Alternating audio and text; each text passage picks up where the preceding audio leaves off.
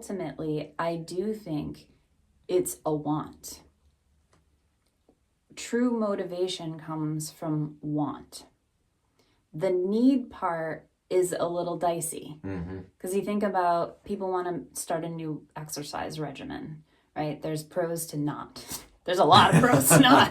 There's a lot of reasons why you don't want to exercise. The couch is so comfy, yeah, and it's so achy the first time you exercise after not doing it. It's so uncomfortable.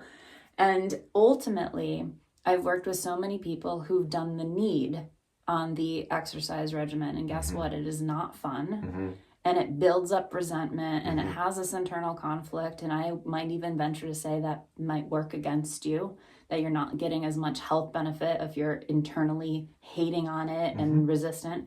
Once we get it over to a want, then it becomes an enjoyable process. Right. And we talked about it in a meditation episode way back in the day about what's the benefit. You got to benefit from this. That's why you're going to keep doing it. You gotta find a way to do it where you enjoy it and you find fun in it. Like, that to me is the ultimate motivation. And somewhere in one of those episodes, I talked about my morning journaling and some of my clients being like, I want to be able to do that. And I'm like, but you have to also like it. Like, I like it. So that's why there's no motivation actually needed other than the fact that I like doing it. I like what I feel when I'm doing it, and I like how I feel after I'm doing it. So it's all in alignment with my continued motivation. Versus doing something that you don't really want to do, and you're kind of forcing yourself because you're like, well, I'm an adult, I should adult up, but I'm not actually enjoying that.